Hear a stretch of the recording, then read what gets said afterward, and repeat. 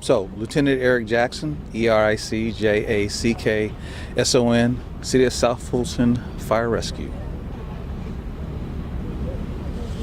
Okay. So, right now our firefighters are still in the process of accounting for some victims that came as a result of this early morning house fire that we had. Just to recap very quickly, we received a call approximately 4:42 this morning of reported house fire over here at 7250 Oswego Trail here in the city of South Fulton. We got here and there were heavy smoke and flames coming from practically every window and door from this home. So our firefighters fought a defensive fire from the very beginning. At the same time, we were gathering information as much as we possibly could to find out what literally was going on. So what we were able to find out moving forward was there were 5 individuals that were transported to Grady in stable condition. There were another 2 that were transported via private vehicles, and then there were 4 people that were unaccounted for. So that was where we really started digging in to try to figure out where those 4 unaccounted people were. As of this moment, we have accounted for 2 of the 4, 1 male and 1 female. We're currently digging through, combing through this very much unstable structure to account for the other 2, which has been shared with me is a female and a juvenile.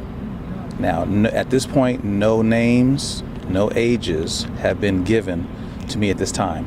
That part is going to be rather lengthy because of the identification process. So that's where we stand right now. Our investigators are going to work here until the sun sets, and then once that happens, we will cease operations, and then we will pick up first thing in the morning, roughly somewhere in the neighborhood of 8 a.m. or as the sun is coming up. The house is, and a lot of credit really goes out to our firefighters. I mean, I know you all understand we do this every day and so forth, but each case is always a little bit different, and because the house burned so badly, there's a lot of unstable structural members in there. Floors are burned out, staircases are gone, the back side of the house is about practically gone. So we have to work through that, and we want to make sure that our firefighters are as safe as humanly possible when they do this. So that's where we are right now, and we just continue to work as hard as we can to account for the other 2 victims. I'll say this too, again, we don't have any idea as to exactly where they are. So we're literally going through the house piece by piece, bit by bit, and the firefighters are on their hands and knees, really just working around the debris, trying to see what they can find. So the bodies that were recovered, Eric, they're a man and a woman? Yes, they were a male and female, yes sir. Yeah, and then the missing one is the juvenile? And a female. And the female, is that an adult? That information I wasn't given, but we just know it's just a female. All right. Lieutenant Jackson, Sir. you knew this fire had been going for some time. Why was it so intense? You guys couldn't get in, and police couldn't even get in when they got here? So interesting. So yes, when we got the call, police arrived first, and a sergeant and another officer, a rookie officer, and another police officer attempted to make entry, but it was just too much smoke and flames keeping them back away. They just couldn't, and the flames were intense then. And once we arrived, we got here in under 10 minutes. And once we arrived, the house was fully ablaze. I mean, there were flames pouring out of, again, almost every window and every door. So all we could do was fight the fire defensively from the outside, from the exterior, and hit it with all the water that we had. And at that point, once we were able to get the fire knocked down, which took about 45 minutes to do, then it had to simmer down and cool down. So we just didn't rush in, and we couldn't. It was still dark at that time. We couldn't see a lot of stuff, so we had to kind of wait a minute. So while we were waiting, we were still putting water, cooling it down, and just figuring out how we were going to make entry into this home to see about trying to account for these individuals that no one knew their whereabouts. That large piece of equipment that went in, you said the firefighters are there on their hands and knees going through things. What is that large piece of equipment, whatever it's called? So that backhoe, that was brought in to really help move a lot of the debris that we had already gone through, to help clear a path so that we wouldn't necessarily be stepping in and going over what we've already combed through. They could clear a path, move that stuff out of the way, almost as if to say, we've checked that, now let's clear that out of the way. Let's work over here, and now that we've worked here, there's nothing there, let's clear that away. So just to kind of clear the path and give us some workable space to continue searching. Can you compare this fire to previous fires in the city? I mean, to have this many fatalities, has this happened before? No, sir. No, sir. I don't believe this, nothing to this magnitude has happened in the city of South Fulton. So it's really a shock to the entire community. From the resident that resides here all the way to our city government, the mayor, city manager, the council people, they're all aware, and they all are greatly saddened by what's taken place here. I mean, this is absolutely saddening to the highest degree, and everybody's feeling a certain kind of way. The firefighters are. I mean, I don't take it for granted. You all are feeling a certain kind of way. So, yeah, we want to have some resolve, and like I said, we'll work till the sun goes down.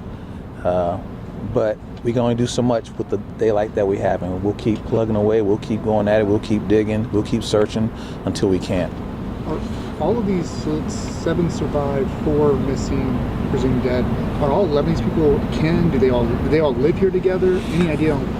So that's the part the police department is still working through, and we're working through it along with them. And if I might add, and I'll come back to that, if I might add, this is a unified command structure, because we're working hand in hand, shoulder to shoulder with the police department, with the Fulton County Medical Examiner, and also with the State of Georgia Fire Marshal's Office. They were brought in to help assist us with trying to determine cause and origin as it relates to the fire. I'm sorry, and ask that part again. I was just wondering, do you know the relation? Oh. Did all these people live here? So that's been a part of it. There's been a lot of conversations with individuals that have been, standing around, gathering, so forth and so on, trying to figure out just what the relation is. I don't know if it's all one family, 2 families, a family and some friends. Still trying to figure all that information out. And that's all still preliminary. So that, along with the identification part, it will take some time to carry out. So that's kind of where we are right now.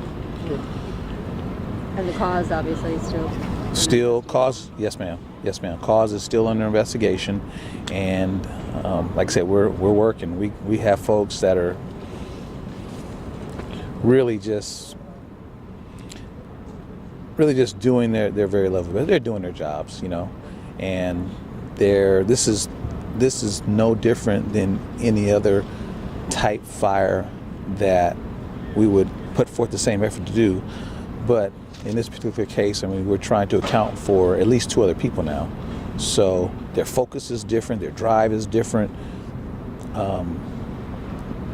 their tenacity to really try to close this thing out has been ramped up a lot. So that's where we are. Since 5 this morning, how many firefighters have been out here? So interestingly enough, as you had asked that, Denise, we actually had shift change. We had shift change at 7 o'clock. So the fire came in at about 4:42. They fought fire for a couple of hours, and then 7 o'clock it was shift change. So it was a whole lot going on. We had firefighters that were still working, firefighters that were coming. They were trying to leave. You all were coming. You all were leaving. Overnight, morning. PD was here. Just a whole lot of foot traffic, vehicle traffic. So it was just a whole lot going on. So that having been said, yeah, we've been here. We've all been here in the morning. For a long time. Can you comment on we talked about the people that are missing, but as far as the 7, were any of those children, are they all adults? Do you know those 7 that were? I don't. The 5 that were transported, again, they all went to Grady. Okay. So the only mention I've heard of anything other than an adult was of the juvenile. Yes. Now the other 2 that were transported via private auto, I don't know if they were adults or if they were juveniles. That I don't know. And there was one person who wasn't transported all on the spot. Correct. Yes, ma'am. Yes, So ma'am. we're up to like 12. Yes. So thank you for that. So, yes. So let me recap that. 5 transported to Grady by Grady. 2 went via private auto. 7. 4 that were unaccounted for, and 1 that made it out and was not transported and is not a part of the 4 that we're still attempting to account for, in which 2 have already been accounted for. So that's 12. And sorry to ask questions, but so the 2 private, why were they not? Did they leave before you guys got here? They were gone before we got here. Okay. Yes, sir. And Yes, the sir. 911 call, was it made from the house or a neighbor? Do not know. There was a 911 call made, but don't know if it was from the house or if it was from the neighbor. Yes, ma'am. Sorry, the person that made it out, okay, did they provide any comment on like anything that happened? Like were they able to say they woke up, that there was smoke in the air? Like I can say that I know there has been comment by possibly by a family member, but I haven't seen that individual, and I wasn't present for that interview. I wish I would have been, but I wasn't here during that time. But yes, so there's 12 that we're working with so far. you said the back of the house is practically gone. So is it? Yes, ma'am. It's likely that- flattened. When that fire was raging so ferociously, it just burned right through all that, and then in the process of doing so, it just collapsed it. So, so the front of the house, I mean, it's still workable. That's what we're working with, but it's tough. And so when you have those sorts of situations, yeah, we're all outfitted, we have our gear and everything, but that doesn't mean we still operate recklessly or without due regard. So we have to make sure that we're careful, we're watching, and no one gets poked by a nail or trips and falls unnecessarily, and everyone is properly dressed. So.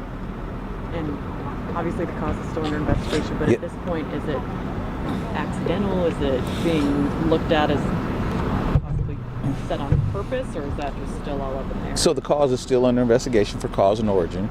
And so, yeah, all those types of things will come towards a conclusion once we've made those determinations. So we don't know either way. We don't know either way what the cause is. And that's why there's a big, rather large contingent. And that's why there's a rather large contingent of folks between PD, between fire, between the state fire marshal's office, so that we can really put all our resources together and determine the cause. Now, will this be protected overnight, considering if there's still victims inside? Will you guys leave if you haven't found those victims tonight? No, there will be somebody here. Okay. Yes, sir. But you'll stop the search until Dave. We'll stop the search once night falls. Okay. Again, once it goes all the way down to practically where we can't see, we'll stop, and then we'll resume in the morning. But yeah, there will be. You better believe there will be. So that's where I am. Appreciate it. Absolutely. Hope I answered all your questions. Thank you.